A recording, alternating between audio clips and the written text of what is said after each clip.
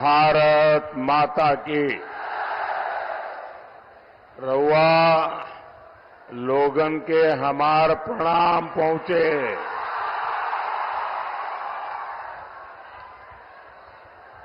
चंपारण की ये धरती प्रेरणा की धरती है। आपका ये स्नेह, आपका ये उत्साह, ये आशीर्वाद, ये दिखा रहा है कि छठे और सातवें चरण में देश में क्या होने वाला है।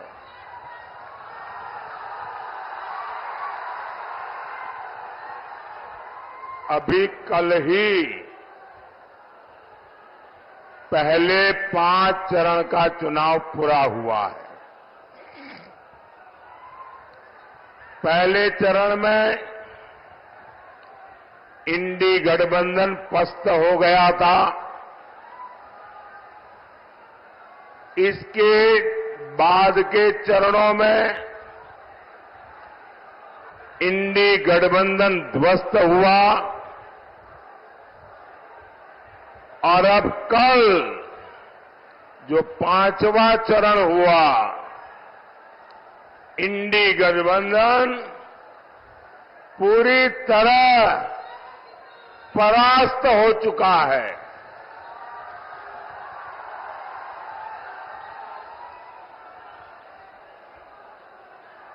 खुद को जनता का माई बाप समझने वाले इन्हें जनता ऐसी करारी हार देगी, ऐसी करारी हार देगी कि दुनिया देखती रह जाएगी।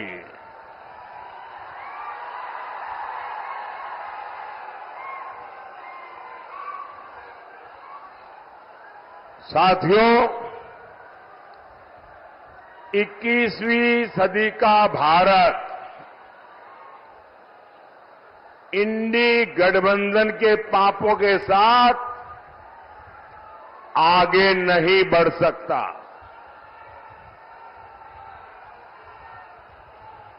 और इसलिए हर चुनाव में कांग्रेस, आरजेडी जैसे दलों पर जनता जोर का प्रहार कर रही है। 4 जून को इंडी वालों के इरादों पर सबसे बड़ा प्रहार होगा। ये प्रहार होगा देश में भ्रष्टाचार पर, ये प्रहार होगा तुष्टीकरण की राजनीति पर, ये प्रहार होगा टुकड़े टुकड़े गैंग पर, ये प्रहार होगा समाज को लड़ाने वाली गंदी सोच पर, ये प्रहार होगा सनातन को गाली देने वाली विकृत मानसिकता पर, ये प्रहार होगा अपराधी माफिया जंगल राज पर,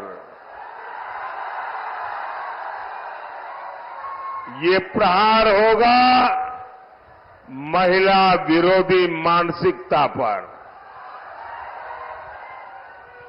साथियों, यहां चंपारण में पूज्य बापू ने सत्याग्रह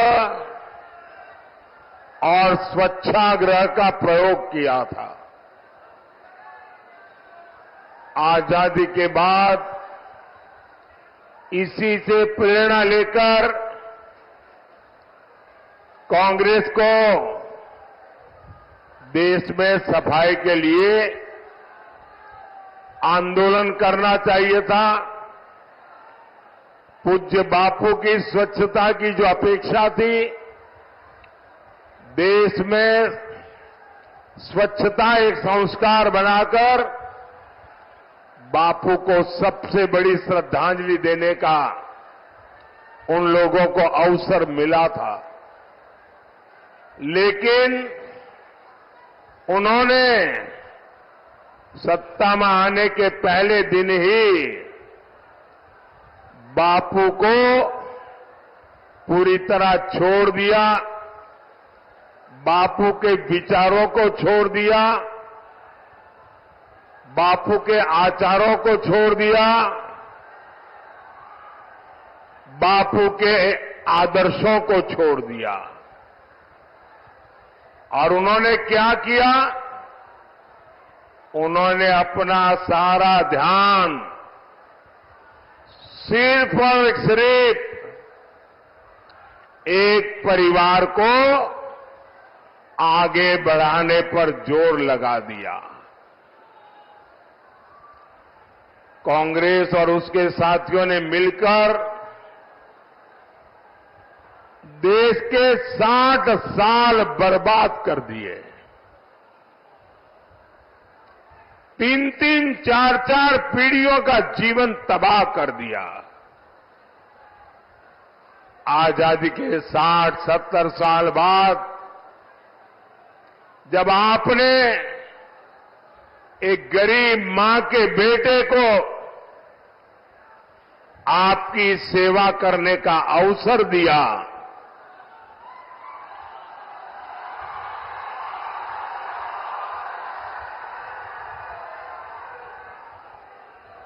और 60-70 साल बाद जब मोदी आया, तब घर घर शौचालय पहुंचा।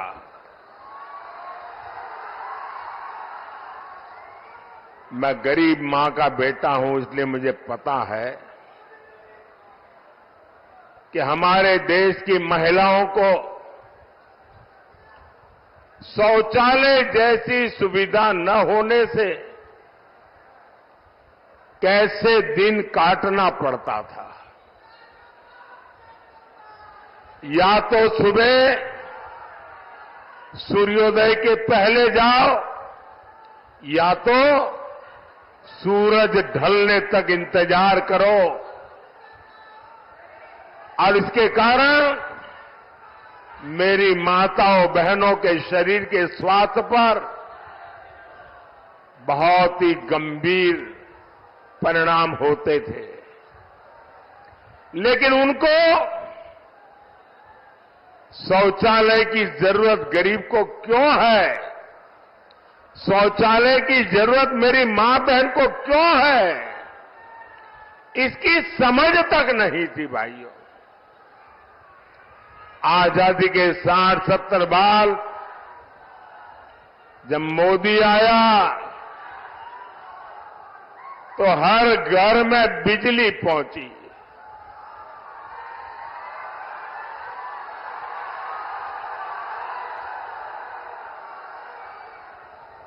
ये मोदी है जिसने हर घर में गैस पहुंचाने का बीड़ा उठाया।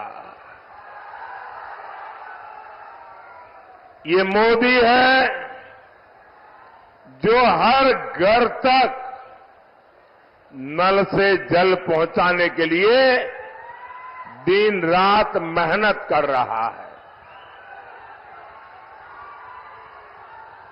कांग्रेस और आरजेडी जैसे उसके साथियों ने आपको सिर्फ और सिर्फ तरसा कर रखा। गरीब और गरीब होता रहा। इन 60 सालों में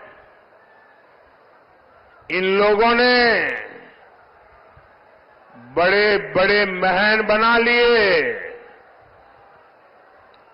स्विस बैंक में अकाउंट खुल गए। आपके पास पेट भरने को अन्न नहीं था, लेकिन इन लोगों को तिजोरी में नोटों की गड्डियों, नोटों के पहाड़, उनकी अलमारियां नोटों से भरी रहती है। आपके बच्चों के पास पढ़ने के लिए स्कूल नहीं था, लेकिन इनके बच्चे विदेशों में जाकर पढ़ते रहे।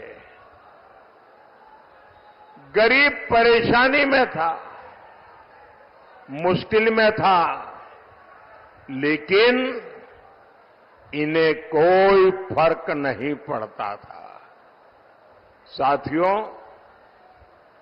देश में गरीब की पूछ तब शुरू हुई जब गरीब का ये बेटा प्रधान सेवक के रूप में आपकी सेवा में खपने लगा।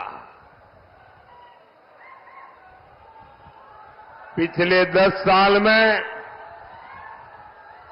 मोदी का बहुत सारा समय पिछली सरकारों के गड्ढे भरने में निकला है। जो काम 10 वर्षों में हुआ है, अब उससे ज्यादा काम अगले 5 साल में होगा।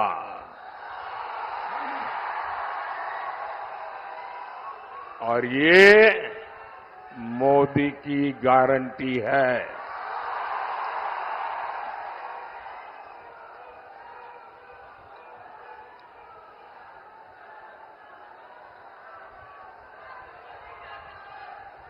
और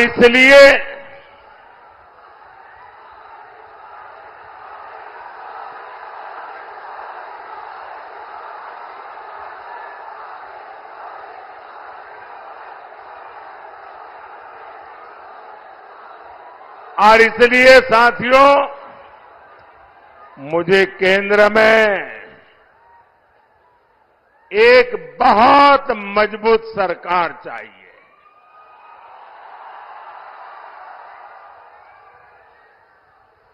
और मजबूत सरकार मोदी को, मोदी के परिवार को मजबूत बनाने के लिए नहीं, मजबूत सरकार आपके बच्चों के भविष्य के लिए।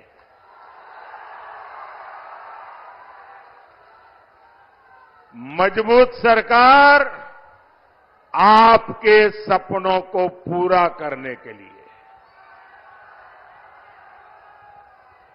और इसलिए मैं आज पूज्य बापू की जन्मभूमि गुजरात से, पूज्य बापू की कर्मभूमि में आपसे आशीर्वाद मांगने आया हूं।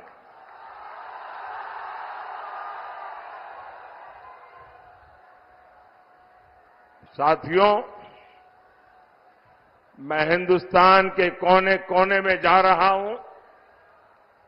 जनता जनार्दन के दर्शन करने के लिए जा रहा हूं।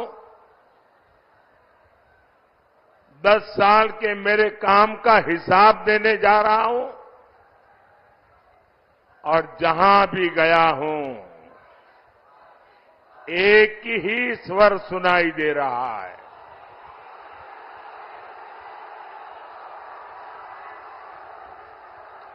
एक ही मंत्र सुनाई दे रहा है। एक ही गूंज सुनाई दे रही है। फिर एक बार, फिर एक बार, फिर एक बार, अब की बार अब की बार 4 जून, भाई और बहनों, जो लोग चांदी का चम्मच लेकर पैदा होते हैं, उन्हें पता नहीं होता मेहनत क्या होती है।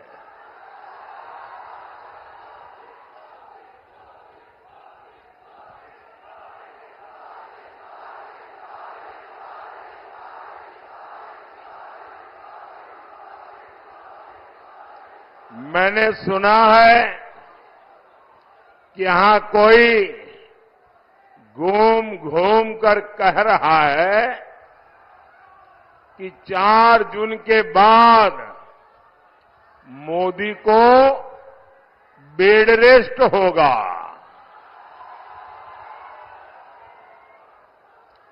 भाइयों बहनों, मैं तो परमात्मा से प्रार्थना करता हूं, मैं तो यही कामना करता हूं, मोदी तो क्या, देश के किसी भी नागरिक के जीवन में बेड रेस की नौबत नहीं आनी चाहिए।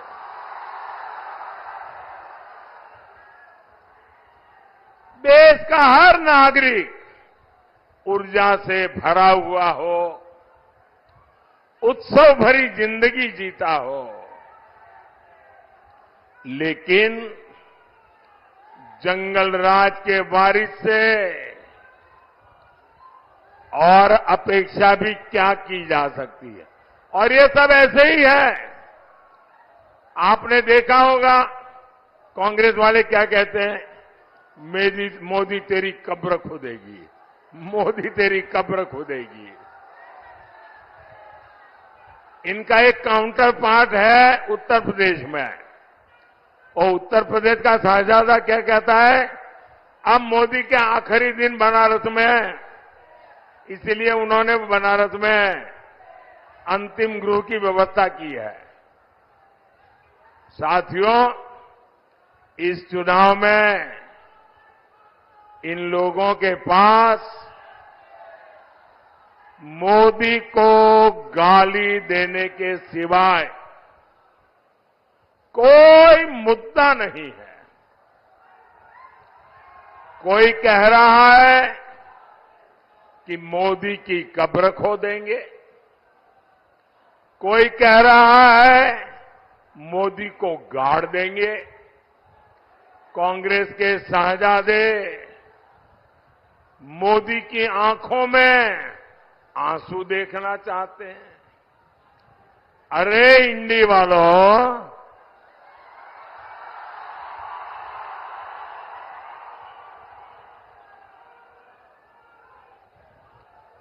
अपनी मनमानी से,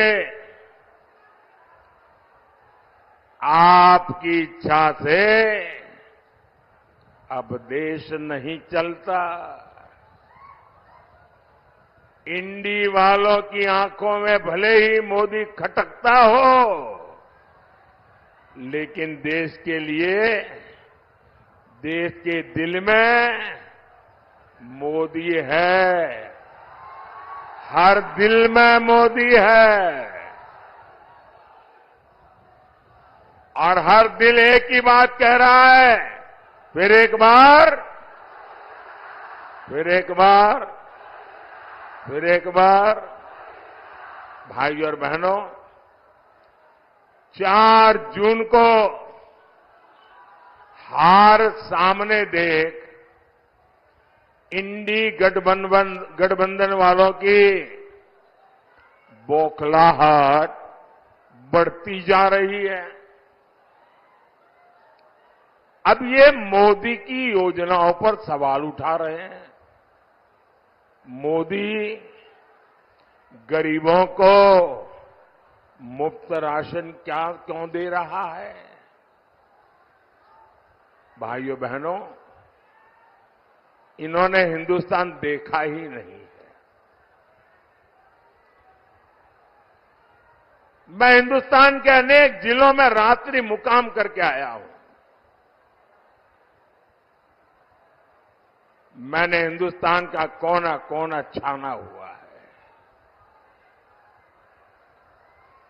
और मैंने तय किया है कि गरीब के घर का चूल्हा कभी बुझने नहीं दूंगा।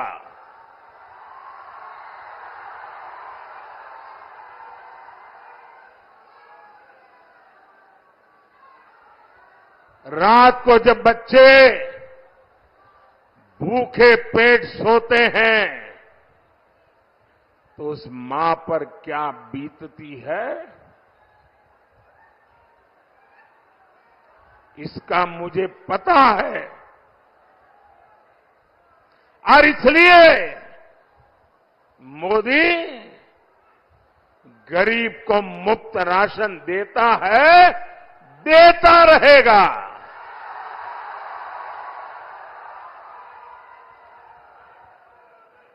ये कहते हैं मोदी गरीब मां को पक्के घर क्यों दे रहा है, वो तो पीढ़ियों से ऐसे रहते ही थे भाई। मोदी गरीबों को मुफ्त इलाज की सुविधा क्यों दे रहा है? भाइयों बहनों, मैं जानता हूं गरीब के परिवार में, अरे मध्यम वर्ग के परिवार में जब कोई मां बहन बीमार हो जाती है तो परिवार के किसी को पता नहीं चलने देती कि उसे पीड़ा हो रही है, उसे दर्द हो रहा है। वो छिपाती है। क्यों? क्योंकि उसके मन में रहता है कि कहीं डॉक्टर के पास जाऊं और खर्चा बड़ा हो जाए और बच्चों पर कर्ज आ जाए तो मुझे ये नहीं करना है, मैं पीड़ा सह लूंगी, कुछ दिन में अपने आप ठीक हो जाएगा। और नहीं हुआ तो जिंदगी कितनी जीनी है। हमारे देश में माताएं बहनें बीमारी में दर्द सहती है, परिवार को भी बताती नहीं है। क्यों? क्योंकि कहीं बीमारी का खर्च बच्चों को कर्ज में डुबो न दे। मोदी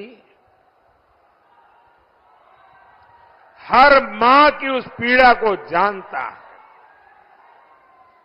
मोदी हर मां की उस भावना को समझता है और इसलिए मोदी ने तय किया कि अब मेरे देश की किसी मां बहन को दर्द छुपाने की जरूरत नहीं है। अस्पताल के बिल की चिंता मत करो मां, तुम्हारा एक बेटा दिल्ली में बैठा है।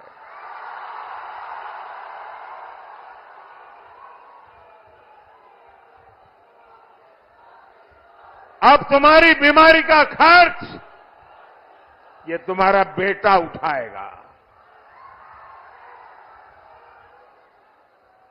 अरे भाई, मोदी तो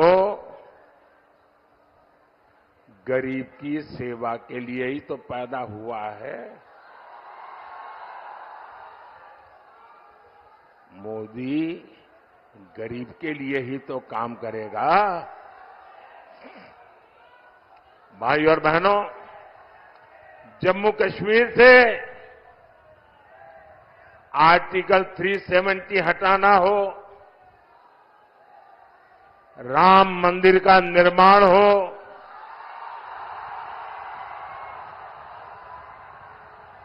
बोलो जय श्री राम।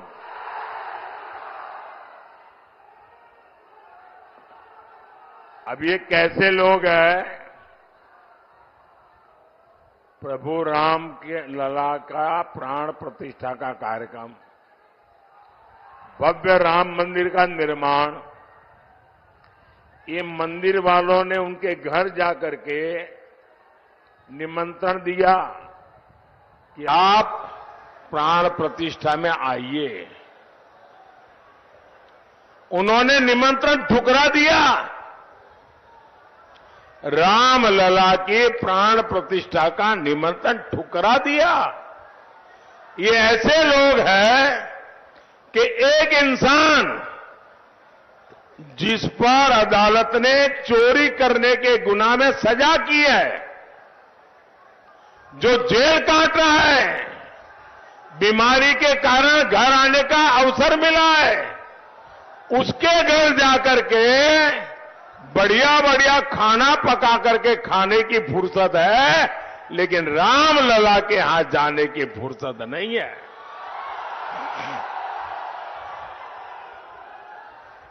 मोदी ने दशकों सदियों के मुद्दे खत्म किए हैं, समाधान दिए हैं। मोदी इन लोगों की तरह नहीं है जो गरीब के साथ विश्वासघात करे।